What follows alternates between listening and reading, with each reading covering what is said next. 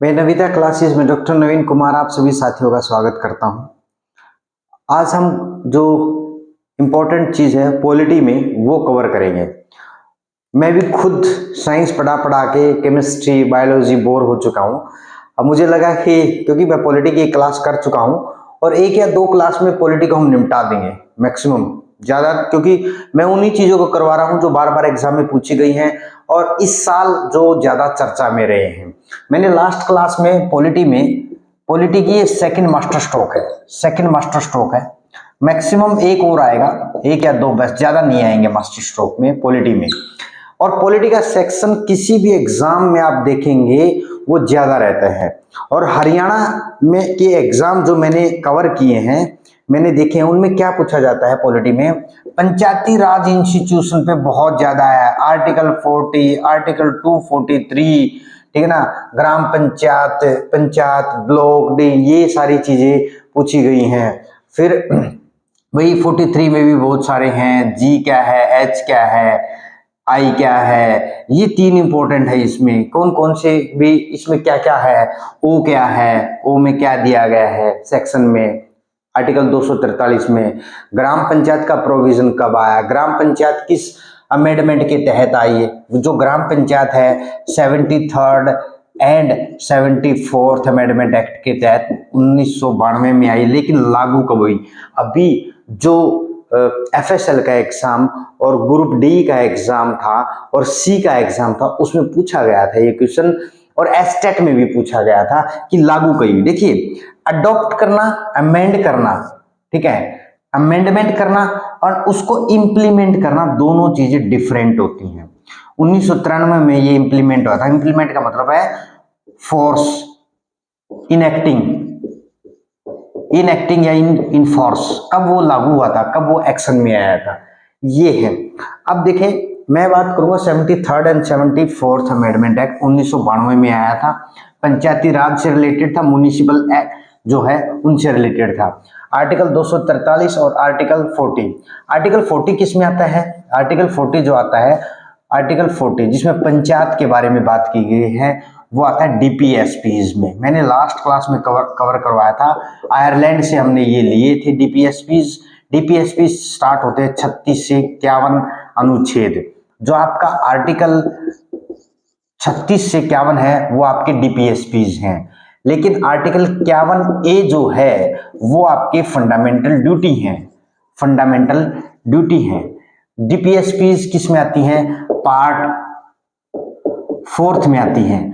Fundamental जो duties हैं वो आती हैं पार्ट 4th का A, ये बाद में ऐड की गई है। ये भी एक एग्जाम में पूछा गया था कि फंडामेंटल राइट, DPSPs और फंडामेंटल ड्यूटी कौन सी बाद में संविधान को लागू करने के बाद, हमने संविधान को जो अडॉप्ट किया था 26 नवंबर 1949 को, वी अडॉप्टेड, जो फुली प्रिपेयर हो गया था हमारा संविधान, वो था 26 नवंबर 1949।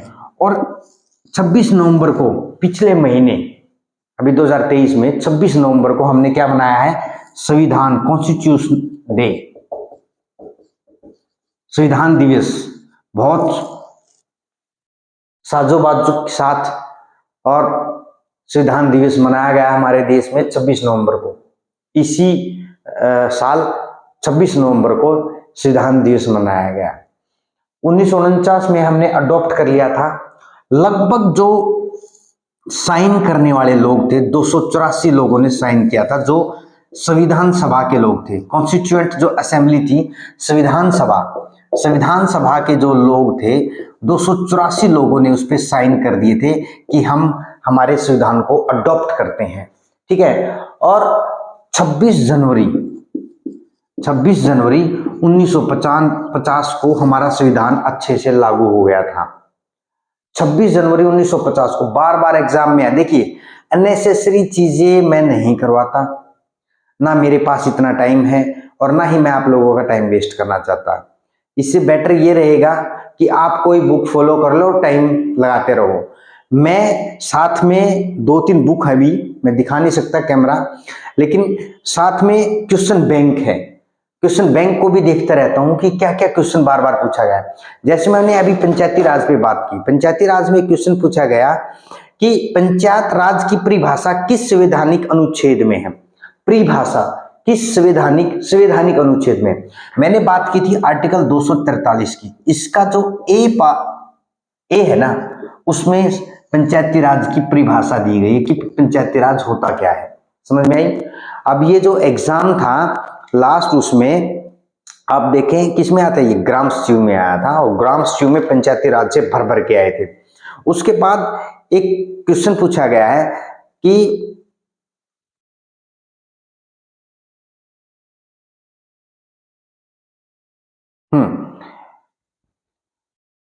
ग्राम सभा के संदर्भ में कौन सा कथन सत्य है। ग्राम सभा जो है उसको कौन सा सत्य है।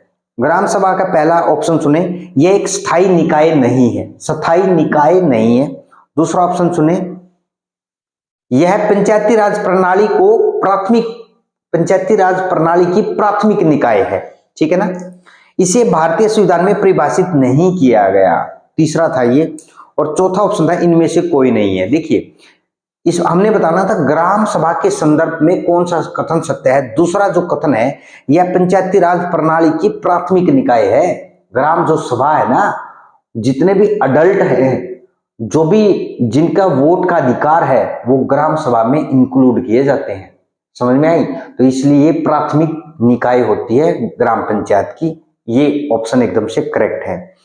अब इसी में पूछा गया था ग्राम के उसमें, ग्राम सभा की मीटिंग बुलाने का उत्तरदायित्व होता है ना, वो किसका होता है। ग्राम सभा की मीटिंग बुलानी है, उसका उत्तरदायित्व किसका होगा। जो ग्राम पंचायत का जो सचिव होगा ना, सचिव, उसका उत्तरदायित्व होगा कि वो सभी को ग्राम सभा की मीटिंग के लिए बुलाए।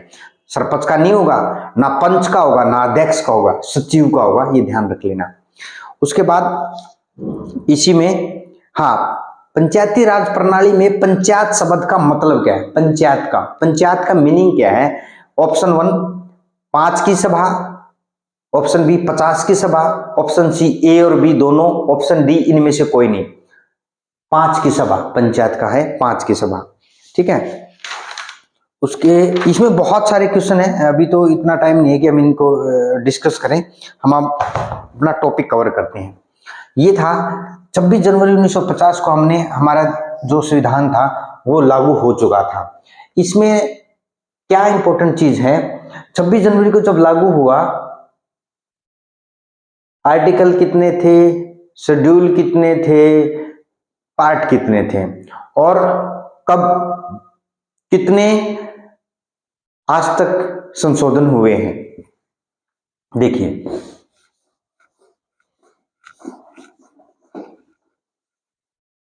एक एक करके सारी चीजें कवर करेंगे आज। पॉलिटी का मैं कोशिश करूंगा कि मैक्सिमम इसको कवर करवा दें जितना हो सके, जो एग्जाम में बार बार आता है। आज मैं बात करूंगा आर्टिकल, मैं 43 ए भी बता चुका हूं, बी बताऊं। प्रेसिडेंट से रिलेटेड जो आर्टिकल आते हैं, प्रेसिडेंट अभी चर्चा में है, प्रेसिडेंट और वाइस प्रेसिडेंट। धनखड़ जी हमारे देश के जो प्रेसिडेंट हैं वो कौन है, मुर्मू जी हैं, द्रौपदी मुर्मू। वाइस प्रेसिडेंट है धनखड़ जी हैं। ठीक है। उसमें क्या है, प्रेसिडेंट का जो आर्टिकल है, आर्टिकल 52, अनुच्छेद 52 जो है वो किससे रिलेटेड है, प्रेसिडेंट, हमारे देश का एक प्रेसिडेंट होना चाहिए। ठीक है। उसके बाद आर्टिकल 53 बोलता है, आर्टिकल 53 बोलता है executive power of union. Executive power किस में वेस्ट करती है, एग्जीक्यूटिव पावर जो है वो किस में आती है, एग्जीक्यूटिव पावर प्रेसिडेंट में आती है, काउंसिल ऑफ मिनिस्टर में आती है। काउंसिल ऑफ मिनिस्टर समझ में आई, मंत्रिपरिषद जिसको बोलते हैं, ये क्या है, एग्जीक्यूटिव पावर में आते हैं। उसके बाद आती है आर्टिकल 57, ये कंफ्यूजन रहता है, आर्टिकल 57 एंड 58। 57 होता है, 58 होता है आपका क्वालिफिकेशन का, आपकी क्वालिफिकेशन क्या होनी चाहिए प्रेसिडेंट के इलेक्शन लड़ने के लिए। 57 होता है आपकी जो एलिजिबिलिटी है, वो क्या है, एलिजिबिलिटी वो क्या होती है किसकी, प्रेसिडेंट के इलेक्शन लड़ने के लिए, इलेक्शन के लिए। ये चीजें हैं दोनों 57 आर्टिकल अनुच्छेद एलिजिबिलिटी से बात करता है, 58 करता है क्वालिफिकेशन, याद कर लेना इसको। अब आर्टिकल आपने सुना होगा बार बार जो चर्चा में रहता है, लेकिन आज तक ऐसा नहीं हुआ कि हमारे देश का कोई प्रधानमंत्री महाभियोग के द्वारा हटाया गया हो। ये भी एक क्वेश्चन आया था कि कितने प्रेसिडेंट महाभियोग के द्वारा हटाए गए। आर्टिकल 61, आर्टिकल अनुच्छेद 61 बात करता है impeachment of president of India. आज तक कोई भी ऐसा प्रेसिडेंट नहीं हुआ है जो महाभियोग के द्वारा हटाया गया हो। आर्टिकल 63 किसके बारे में बात करता है? अनुच्छेद 63 बात करता है हमारे देश का एक वाइस प्रेसिडेंट होना चाहिए, वाइस प्रेसिडेंट ऑफ इंडिया, ठीक है। जो जगदीप धनखड़ जी हैं वो हमारे देश के वाइस प्रेसिडेंट हैं। उसके बाद है आर्टिकल 72, देखिए आर्टिकल 72 और एक है आर्टिकल आपका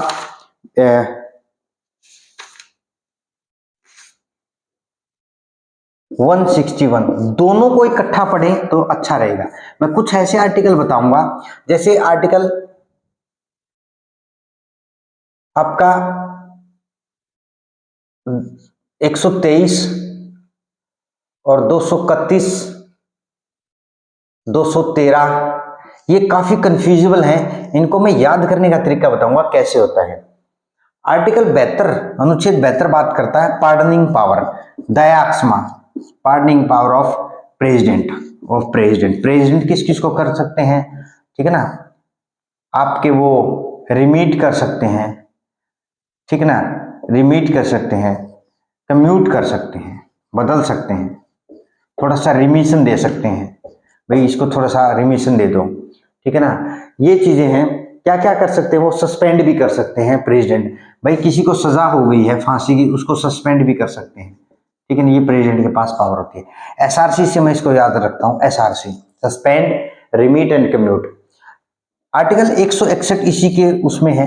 ये किसका है? ये गवर्नर का, ये प्रेसिडेंट का था, पार्डनिंग पावर ऑफ गवर्नर भी तो ऐसे ही कर सकते हैं, वो भी तो क्या कर सकते हैं? एसआरसी कर सकते हैं, ठीक है ना। तो ये चीज आपको याद रखनी है कि गवर्नर क्या क्या करते हैं। तो आर्टिकल 161 इसके इक्विवेलेंट है। अब इसी में मैं बात करूंगा आर्टिकल जो इंपॉर्टेंट है, आर्टिकल 76 मैंने लास्ट टाइम में बात की थी, आर्टिकल 76 किससे रिलेटेड है? आर्टिकल ये बार बार आया है, आर्टिकल अनुच्छेद 148 और 76।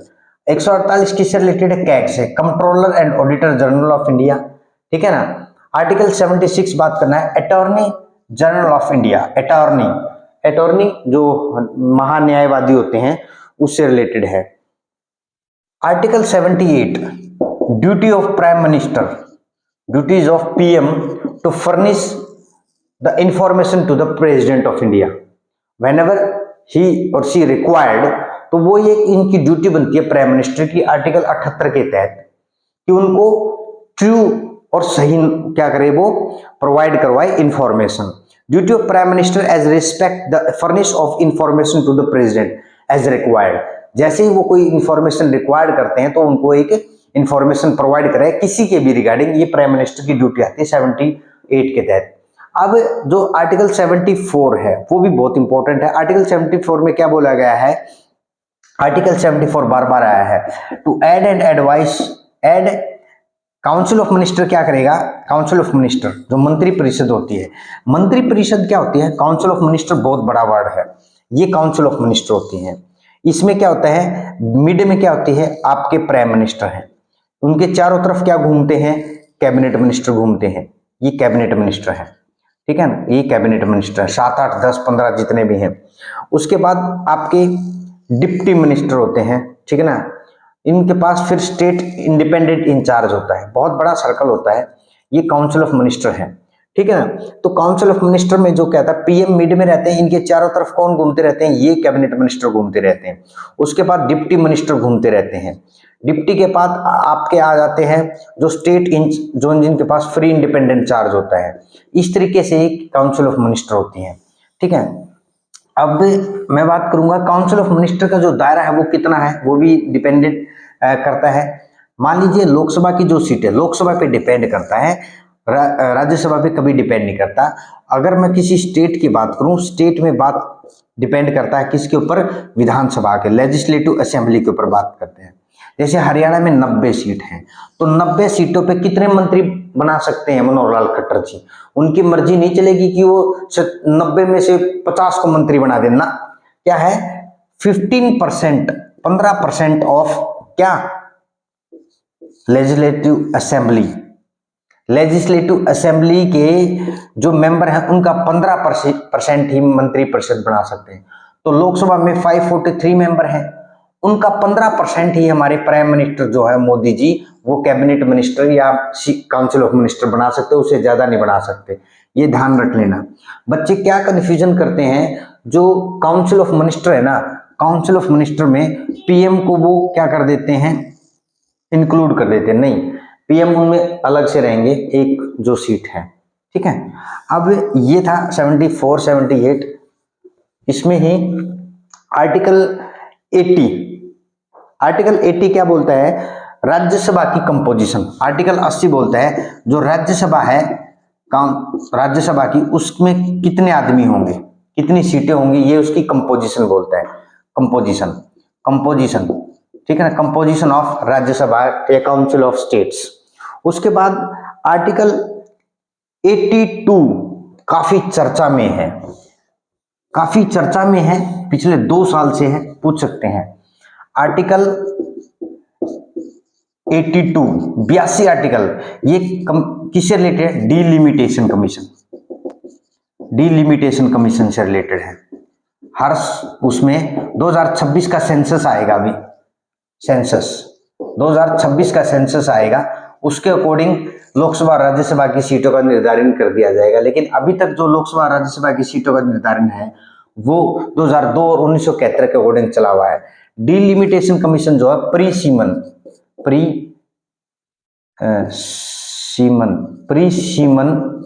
कमीशन, ठीक है ना, डीलिमिटेशन कमीशन बोलते हैं। आर्टिकल 82 याद कर लेना, ये बार बार एग्जाम में आया है, ठीक है। उसके बाद करूंगा आर्टिकल,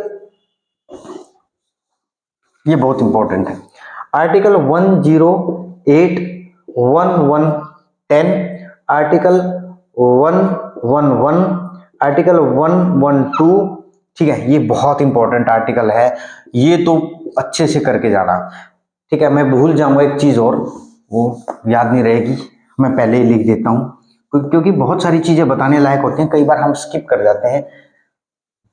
जैसे अमेंडमेंट्स, संशोधन जो हुए हैं ना, वो बार बार पूछे गए मैचिंग में।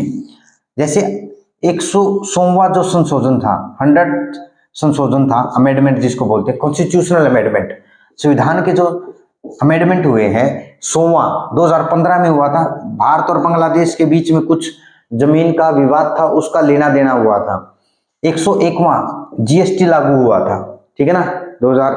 अब देख लेना 102वां क्या है, 103वां क्या है, 104, 105 और 106, 106, यहां तक संविधान के संशोधन जरूर देखना, ठीक है। जीएसटी है, इसमें ईडब्ल्यूएस पे बात की गई है। कमेंट सेक्शन में कमेंट करके बताएं ये क्या है, मैं अभी बताऊंगा, उससे बेटर है कि आप भी कुछ देखें कि क्या है ये सही में, क्योंकि हर बार एग्जाम में मैचिंग में आया है ये, और ज्यादा चांसेस हैं इसके।